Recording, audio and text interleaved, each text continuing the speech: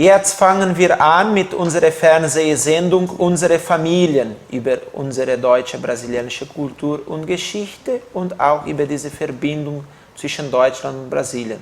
Começa mais um programa Unsere Familien aqui na Vale TV sobre essas nossas relações teuto-gaúchas, teuto-brasileiras, históricas, culturais. Temos a alegria de ter conosco aqui Padre Atílio Inácio Hartmann, né, de Porto Alegre, meu querido amigo e também parente por parte da família Momba. É sim. E... Você sabe que amigo a gente escolhe, parente é destino. Pois é, né? Para ver, nós somos parentes e ao mesmo tempo conseguimos nos tornar amigos. Associamos as duas coisas. Tasquete. Claro, é uma alegria tê-lo aqui, né? O Padre Atílio, que Obrigado. A gente já acompanha, já teve encontros de família nossos também. Claro. Padre Atílio, o senhor que é um expoente na área da comunicação, dentro da nossa igreja também, ou diria que dentro da igreja e depois da comunicação, que o senhor pudesse destacar dos seus primeiros, antes até dos seus primeiros passos, né? O senhor é lá do Capesberg, de uma família de origem alemã, como diz o gaúcho, pelos quatro costados. Por todos eles, Hartmann e Momba, a mãe que é Momba, né? Claro. Se o senhor pudesse nos destacar, né, sobre a sua infância lá, o seu período lá em Capesberg. No Capesberg, Então, bem, eu sou o quinto de uma família de 11, né?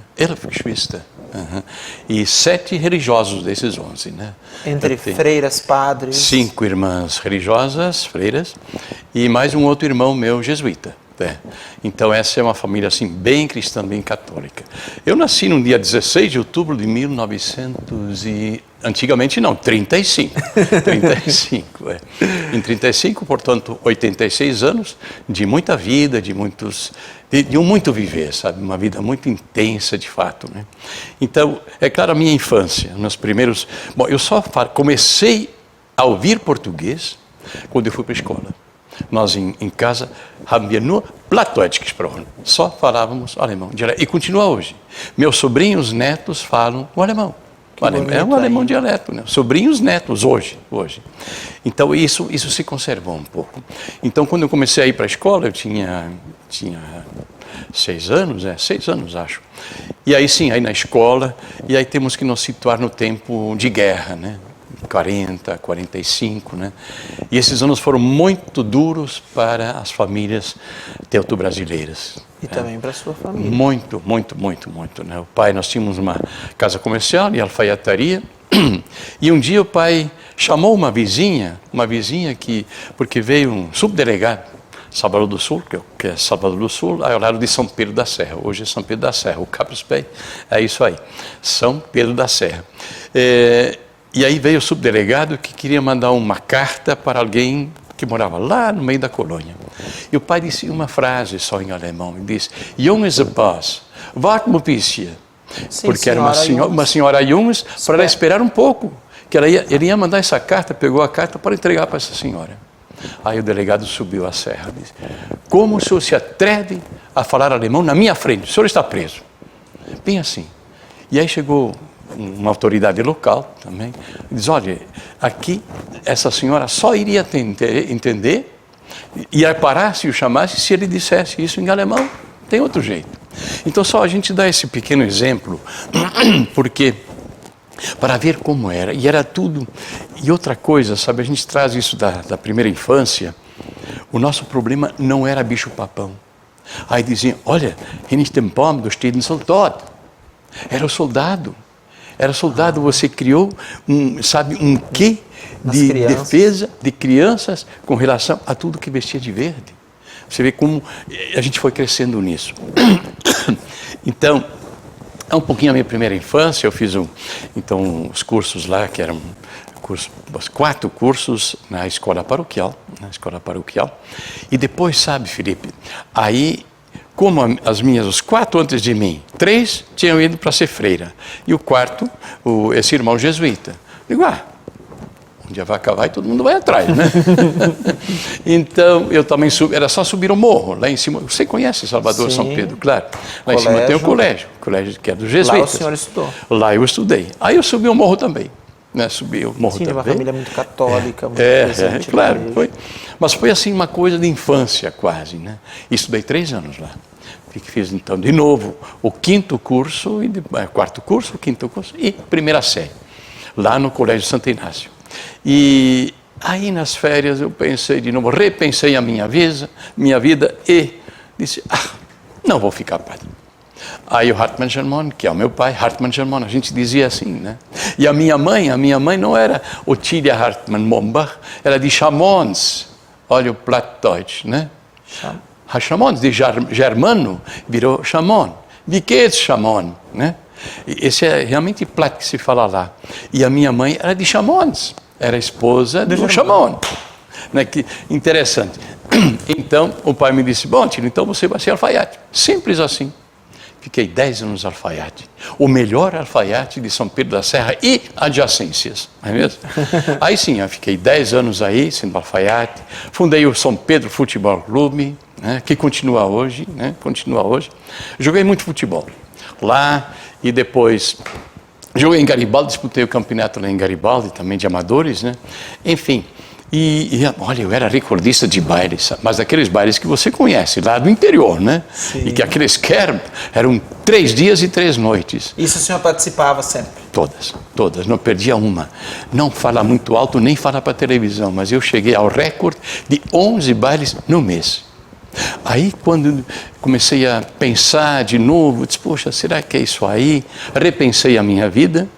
Falei com um primo irmão meu, Padre Emílio Hartmann, para que ele falasse com o pai, que eu queria voltar a estudar e ser padre. E aí, no domingo à tarde, ele veio lá e falou com o pai, porque eu era um pouco arrimo da família. O pai já estava de certa idade, estava meio adoentado e tudo, mas eu que sustentava a alfaiataria, né? Inclusive, nosso pai se aposentou pela Irmãos Hartmann, criamos uma firma. E aí, sim, aí eu fiz o tal de artigo 99, ou madureza, né? Fiz uns exames em Caxias e depois outra parte em São Leopoldo. E aí terminei o primeiro ciclo, né? E já no noviciado dos jesuítas, né? Em Pareci Novo. Eu fiquei 2 anos lá. E depois eu fui a Florianópolis para fazer o 2º grau. O 2º grau, então, lá, né? E depois comecei a teologia, 3 cursos. A teologia em São Leopoldo. E, ao mesmo tempo, nas férias de janeiro, fevereiro e julho, fazia filosofia e pedagogia em São Paulo. Então, eu fazia 3 cursos ao mesmo tempo.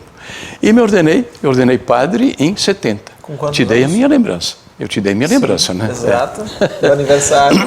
Os 50 anos, jubileu de ouro. E eu tinha 35 anos, então. 35 anos e fui ordenado num estúdio de televisão.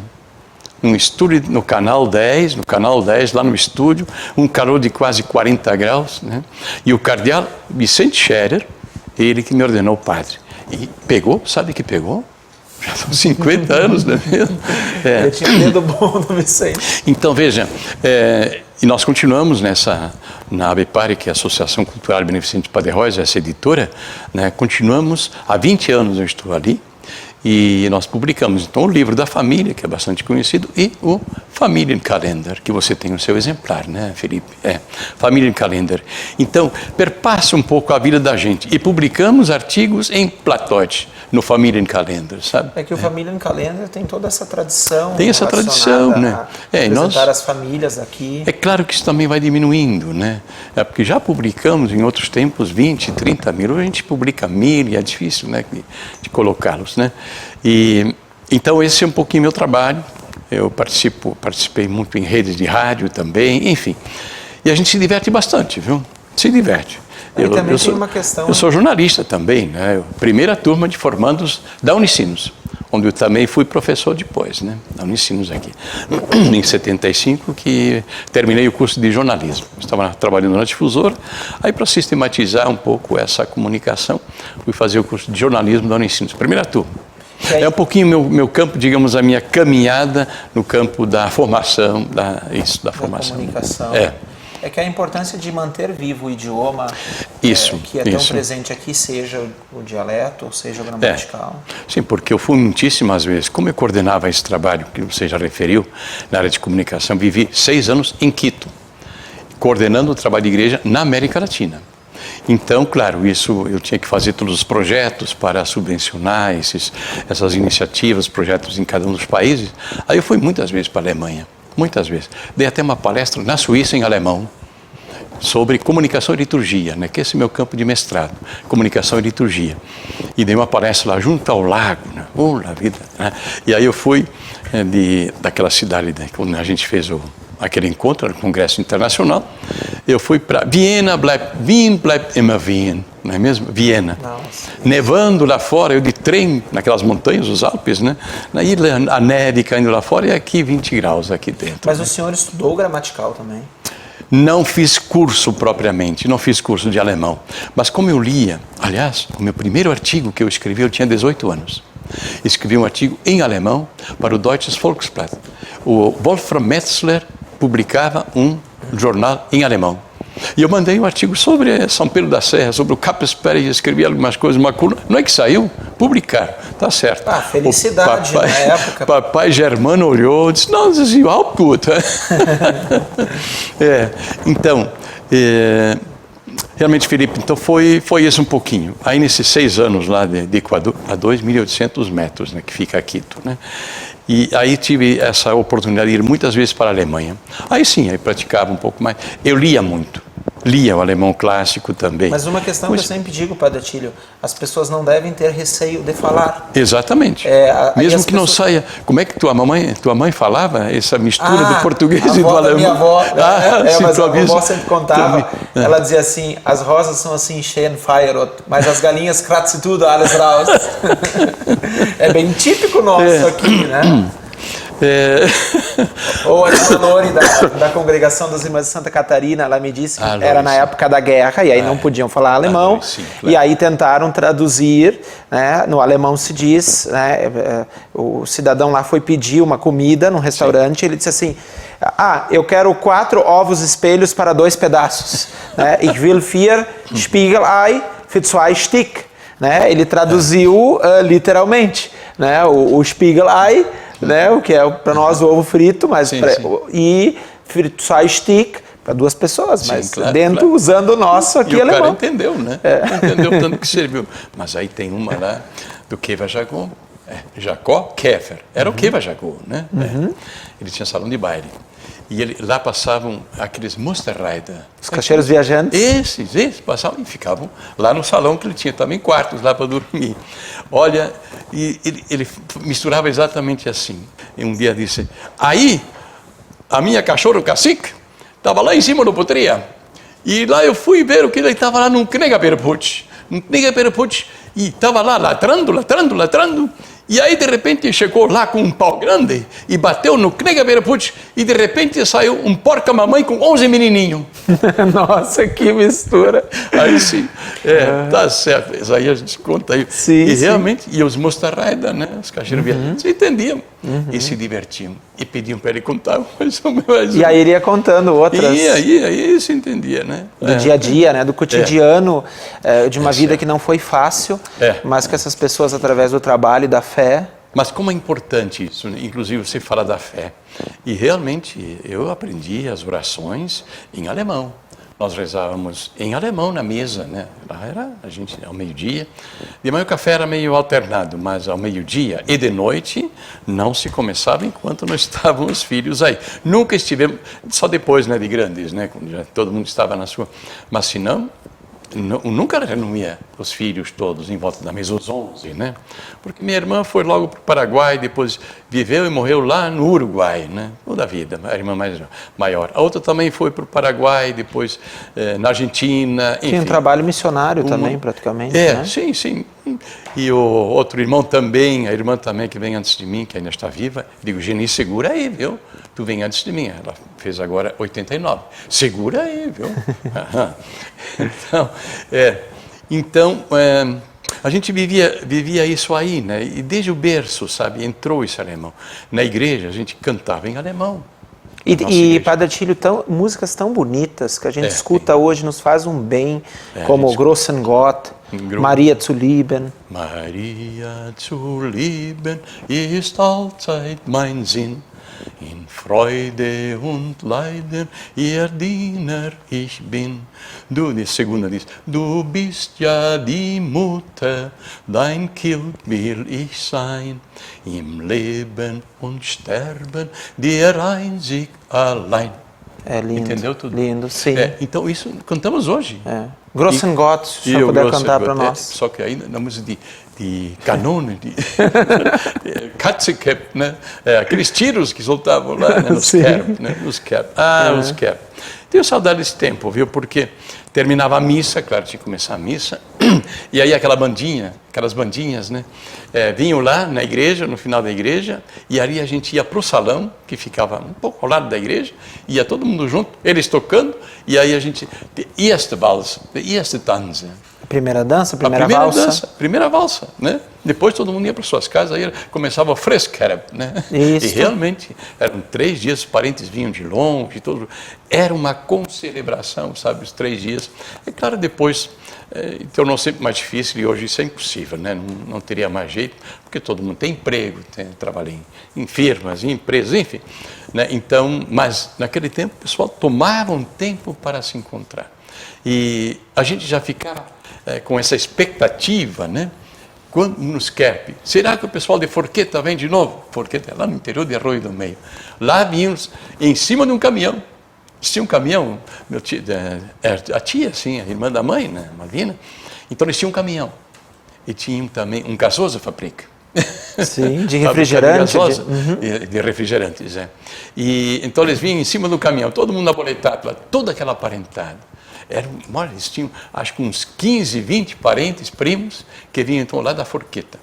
E vinham lá e ficavam nos parentes por aí. E de outros lugares também, outros vinham a cavalo, vinham tudo que a gente a pé, de aranha.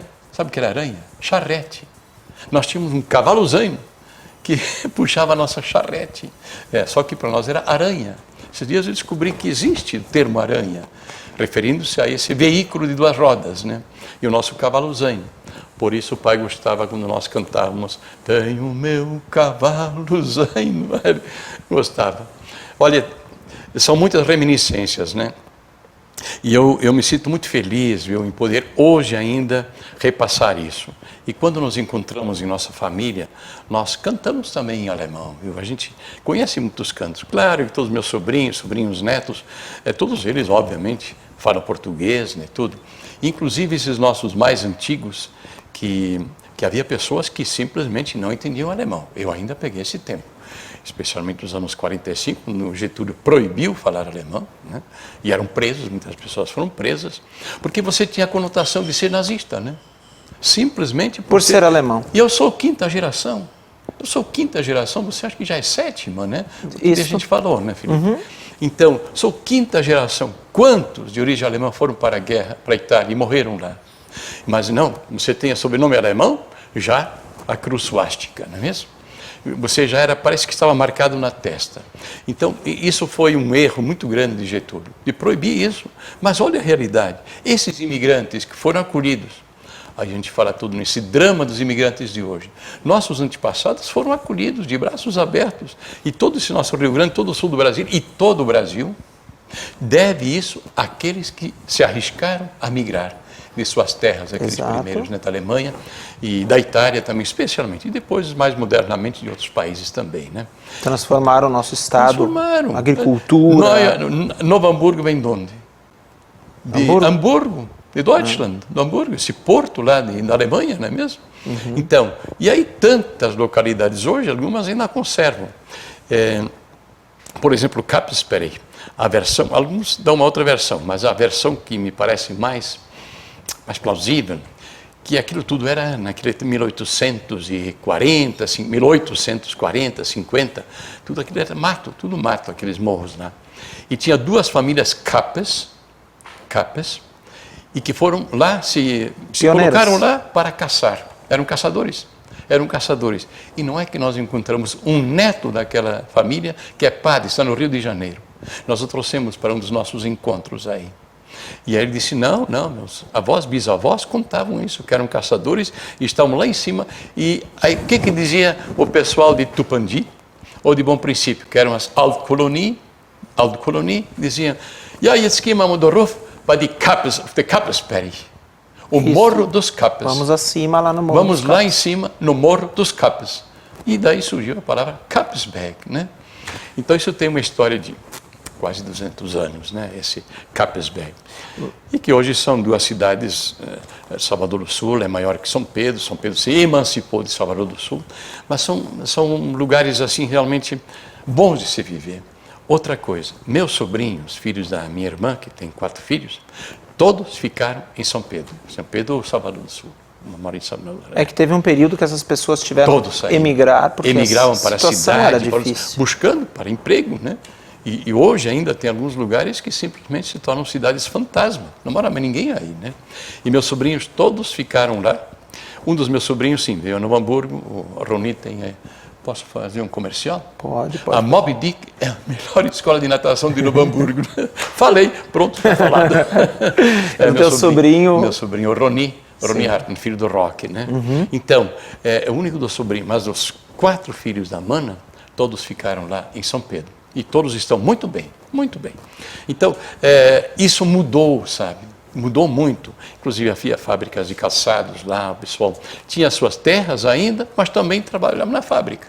E com isso, realmente, se deram muito bem. E são cidades onde as pessoas ainda se conhecem, sabe? Se saúdam, o que hoje numa cidade grande é quase uma utopia, né? Escuta. As condições também melhoraram. Mudaram boa parte. Muito, melhoraram. Especialmente no interior, né? No interior que melhoraram. Você vê uma cidade como Tupandi. Tupandi é modelo para o Brasil. Você provavelmente não encontra nenhum analfabeto em toda Tupandi. E pessoas trabalhando com remuneração. A fábrica Kapelsberg. Você sabe por que ficou Kapelsberg? É que o Sost, que é de Salvador do Sul, e ele queria um benefício lá, né, sabe, da prefeitura, um subsídio. E o prefeito não deu muita bola. O prefeito não deu bola. Aí um Jonas, que era prefeito de Tupandi, disse, não, vem para cá, eu te dou o subsídio que você precisa. Hoje a Móveis Kapelsberg é uma potência, né? Uma exato. potência. E realmente... Então, isso às vezes falta um pouquinho essa visão, né, de futuro, de possibilidade. Mas Tupandi, Padre Atílio, a gente que conhece Tupandi, é uma cidade, lá antigamente, quando não era cidade, era um povoado. Era um distrito de Montenegro também. Né? Mas a terra, às vezes é de difícil acesso. Tem muito peral, tem muito assim... Claro, é uma cidade bonita, é uma área geográfica bonita, mas difícil. Para o plantio era complicado, para as pessoas, né? Sim. E então, assim, cresceu nos últimos anos, mas se a gente olhar até a década de 60, era um local que as pessoas tinham... Muitas saíram dali. Sim, Tupandi, muita gente saiu, mas depois nos anos 70, 80 ainda mais, e com alguns prefeitos assim que entendiam. Sabe que hoje os colonos vão para a roça e no asfalto. Naqueles perais, naqueles morros aí, né? Asfalto, pavimentação, tudo asfaltado. Então, é impressionante isso, que às vezes uma pessoa com visão reúne um grupo que também diz, vamos pegar isso. E aí fazem verdadeiros milagres, viu? Milagres. Padre Atílio, infelizmente o tempo está ficando curto, aí, né? Estamos para a parte final. Jesuíta e padre, fala demais. Padre Atílio, querido, né? Que o senhor possa fazer uma finalização para nós, né? As suas considerações finais. Mas não só para dizer que eu uso máscara. Sim. E passei álcool gel, viu? Não sou negacionista, não. Sim. Não, nem poderia ser, né? Sim. Então, sabe, mas é uma dessas coisas, né, que realmente a gente tem que tomar a sério, tem que acreditar na ciência, viu? E que realmente é uma situação, vivemos 2 anos difíceis, te comentei outro dia lá em casa também, né? Só o avanço da vacinação melhorou essa situação. Exatamente, com isso a gente... Agora tem esse outro vírus aí que não tem mais nem entrada quase, né? E esse Omicron. Sim. Por quê? Porque a maioria das pessoas está vacinada, né? Exato. 22, hein, Felipe? 2022, que realmente seja um ano muito melhor do que esse, e muito bom, muito feliz, de saúde e de muita paz para todos nós. Amém. Obrigado, Padre Atílio, além dessa mensagem linda, dessa bênção, por estar aqui, por ter vindo até Novo Hamburgo, a todos vocês que nos acompanham aqui na Vale TV, no canal 14 da NET, e até o próximo episódio, a próxima entrevista no programa Unsere Familie.